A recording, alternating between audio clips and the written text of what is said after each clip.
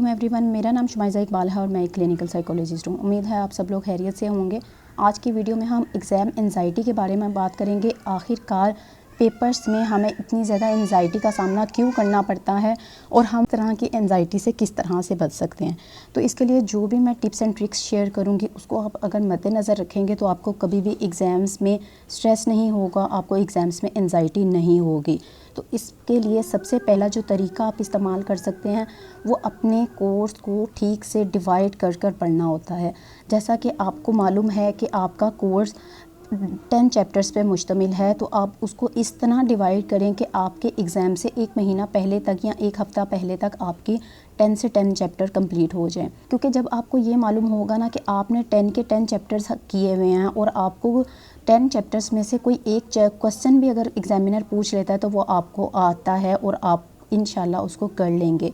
तो जब आप अपनी तैयारी इस तरह से रखेंगे तो आपको कभी भी स्ट्रेस नहीं होगा, आपको एंजाइटी नहीं होगी। आपको पता होगा कि मैंने जब सारा काम किया हुआ है, मुझे जब मालूम है मुझे कहीं से भी कोई क्वेश्चन पूछ सकता है तो मुझे उसमें कोई भी परेशानी नहीं होगी। बजाय इसके कि अगर आप 10 में से सिर्फ 3 चैप्टर्स करके जाते हैं तो ऑटोमेटिकली उसमें स्ट्रेस आएगा, उसमें एंजाइटी आएगी, उसमें आपको परेशानी आएगी।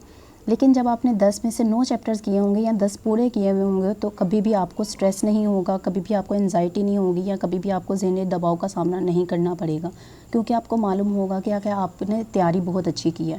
और ये हमेशा याद रखें कि ये इन 10 चैप्टर्स का स्केड्यूल आप एग्ज़ाम से एक हफ़्ता पहले तक या एक महीना पहले तक बनाएं, ताकि उसको जब आपको रिवाइज़ करना पड़े, रिवाइज़ करने की ज़रूरत पेश आए तो आप उसको बआसानी कर सकें। आपके पास इतना टाइम हो कि आपकी जो छोटी छोटी कहीं भी आपके फ्लॉज रह गए हुए हैं आप उनको पूरा कर सकें। सेकंड टिप ये होती है कि आप अपने आप को इस मेंटल स्टेट के लिए तैयार रखें कि अगर आपको एक चीज़ नहीं आई तो आपने उसका क्या नेमुल बदल रखना है, या इन केस आप कोई तैयारी नहीं हो सकी तो आपने फिर अपना स्केड्यूल को किस तरह से तैयार करना है। ये सबसे ज़्यादा ज़रूरी होता है। अगर आप अपनी ज़हनी कैफियत को उस वक्त तक के लिए नहीं रखेंगे, अच्छी नहीं रखेंगे, तो आपको एग्ज़ाम में प्रिपेयर अच्छा नहीं हो सकेंगे।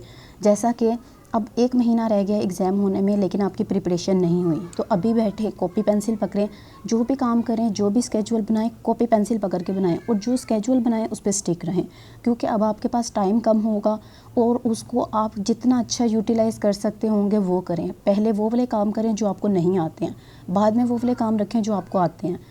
जो नहीं आते होंगे वो अगर आप पहले रखेंगे तो इसका मतलब होगा आपको तकरीबन सारा सिलेबस तैयार हो जाएगा एक हफ़्ते में या 1.5 हफ़्ते में, तो उसके बाद आपको जो आते हैं आप उसकी भी रिवीजन कर सकेंगे। थर्ड जो चीज़ करते हैं बहुत ज़्यादा ये देखा जाता है कि जैसे जैसे एग्ज़ाम्स करीब आ रहे होते हैं स्टूडेंट्स अपनी नींद का ध्यान नहीं रखते। दिन में काम कर रहे हैं, रात में काम कर रहे हैं, उनकी नींद बेहतर नहीं होती है। ये चीज़ हमेशा याद रखें कि जितनी बेहतर आपकी नींद होगी ना उतना बेहतर आप परफॉर्म कर सकेंगे। नींद एक अल्लाह ताला ने कुदरती अमल हमारे में रखा हुआ है, हम अपने रोज़मर्रा के काम पर फोकस कर सकते हैं। अगर हमारी नींद ही ठीक नहीं होगी तो हम फोकस ही नहीं कर पाएंगे। क्या होता है, हमें नींद आ रही होती है, हमें जवाइयाँ आ रही होती हैं, लेकिन हम कहते हैं नहीं ये मैंने चैप्टर कंप्लीट करके सोना है, तो क्या होता है वो याद ही नहीं हो रहा होता, वो कहीं जा ही नहीं रहा होता। यहाँ से आप अपनी नींद भी कंप्लीट नहीं कर रहे होते, वहाँ से आपका चैप्टर भी कंप्लीट नहीं हो रहा होता। तो इसके लिए बेहतर यही है कि नींद का एक स्केड्यूल बनाएं। अपनी 7 से 8 घंटे की नींद ज़रूर लें। अगर 7 से 8 घंटे की नहीं ले सकते तो 6 घंटे की नींद ज़रूर लें। उसमें क्या होगा कि आपकी जैसे जैसे नींद कंप्लीट होगी आप उठ के ज़्यादा अच्छी चैप्टर्स तैयार कर सकेंगे, ज़्यादा अच्छी स्टडी कर सकेंगे।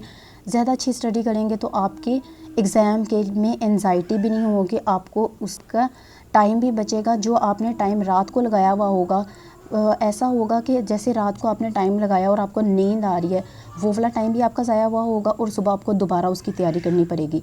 लेकिन जब आप अपने टाइम को अच्छी तरह से डिवाइड करके पहले से ही स्केड्यूल करके चलेंगे तो आपका टाइम अच्छा हुआ होगा। इसके बाद अब कुछ लोगों की आदत होती है कि वो रात में बहुत अच्छा स्टडी कर सकते हैं और कुछ लोग अपने दिन में बहुत अच्छा स्टडी कर सकते हैं। अपनी इस टाइम का ख़ास ध्यान रखें कि आप स्टडी कर किस वक्त में सकते हैं। जब आपको ये पता होगा ना कि आप रात में बहुत अच्छी स्टडी कर सकते हैं तो आप अपनी नींद को इस तरह से बैलेंस करें कि 4 घंटे की नींद तो रात में कम से कम ज़रूर लें, बाकी आप दिन में भी ले सकते हैं। लेकिन कोशिश यही करें कि सुबह जल्दी उठ के पढ़ने की आदत डालें, ताकि आपका जो सुबह का वक्त होता है ना उसमें बहुत अच्छी याददाश्त होती है। रिसर्चेस भी यही कहते हैं कि जो सुबह के वक्त में जब सूरज की शुआएं निकल रही होती हैं, फजर के बाद का टाइम होता है, वो आपकी ज़हानत सबसे अच्छी उस वक्त में हो रही होती है।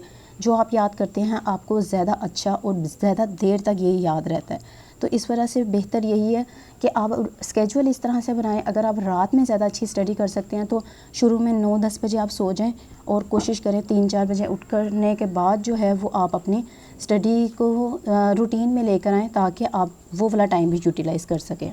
कुछ लोग होते हैं उनको सारी प्रिपरेशन करने के बाद भी स्ट्रेस आता है और उनको एंजाइटी की फीलिंग्स रहती हैं कि पता नहीं मैं एग्ज़ाम में भूल ना जाऊं, या मुझे एग्ज़ाम में कुछ याद रहेगा या नहीं रहेगा, या वो क्वेश्चन आएंगे वो आउट ऑफ वे ना आ जाएं।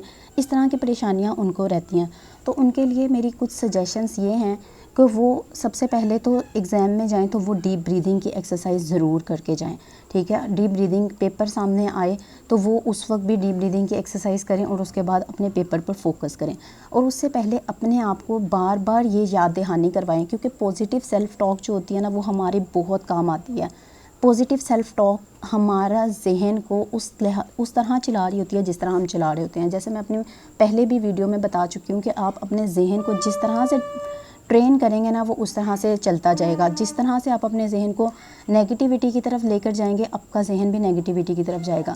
तो जितनी आप अपने से आप से पॉजिटिव सेल्फ टॉक करेंगे ना, तो ये वाली चीज़ें आपकी ऑटोमेटिकली दूर होती जाएंगी और आपकी स्ट्रेस लेवल जो है ना वो आहिस्ता आहिस्ता ख़त्म होता जाएगा।